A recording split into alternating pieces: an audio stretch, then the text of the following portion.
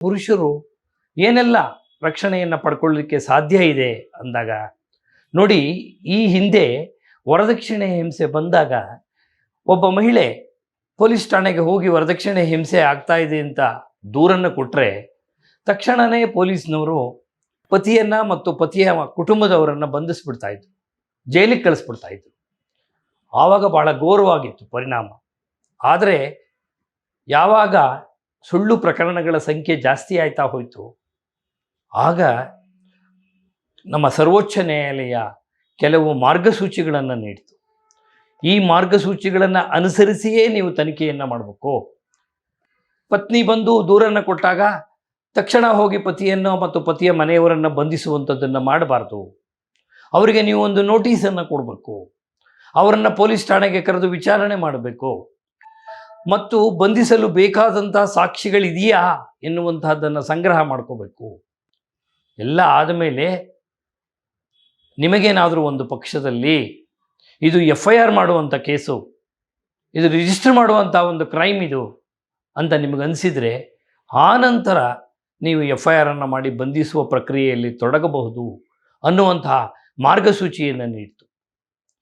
ಹಾಗಾಗಿ ಮೊದಲು ಏನು 498A ಈಗಿನ 85 ಇದಕ್ಕೆ ಏನು ಜನರು ಹೆದರ್ಕೊಳ್ತಾ ಇದ್ರು, ಅಷ್ಟು ಹೆದರ್ಕೊಳ್ಬೇಕಾದಂಥ ಅವಶ್ಯಕತೆ ಇಲ್ಲ.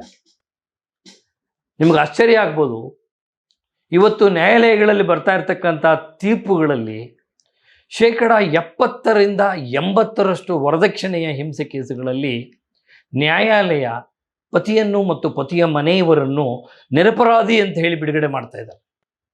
ಇದು ಸುಳ್ಳು ಕೇಸು ಅಂತ ನ್ಯಾಯಾಲಯಗಳಲ್ಲಿ ತೀರ್ಪು ಬರ್ತಾ ಇದೆ. ಅಂದರೆ ಏನು ಈಗ 2-3 ದಶಕಗಳ ಹಿಂದೆ ಇದ್ದಂತಹ ತೀವ್ರತೆ ಇವತ್ತು ವರದಕ್ಷಿಣೆಯ ಕೇಸುಗಳಲ್ಲಿಲ್ಲ. ಯಾಕೆಂದರೆ ನಾವು ನ್ಯಾಯ ದೇವತೆಯ ಕಣ್ಣಿಗೆ ಬಟ್ಟೆಯನ್ನು ಕಟ್ಟಿರ್ಬೋದೇ ಹೊರತು ನ್ಯಾಯಾಧೀಶರ ಕಣ್ಣಿಗೆ ಬಟ್ಟೆ ಕಟ್ಟಿಲ್ಲ.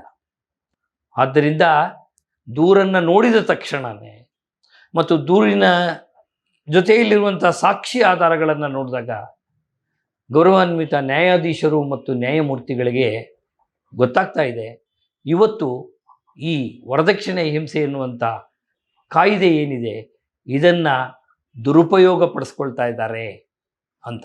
ಹಾಗಾಗಿ ಈಗ ಮೊದಲಿನಷ್ಟು ಜಾಮೀನು ತೆಗೆದುಕೊಳ್ಳುವ ಪ್ರಕ್ರಿಯೆ ಕೂಡ ಕಷ್ಟಕರವಾಗಿಲ್ಲ. ತೀರ್ಪುಗಳಲ್ಲೂ ಸಹ ಹೆದರುವಂಥ ಅವಶ್ಯಕತೆ ಇಲ್ಲ.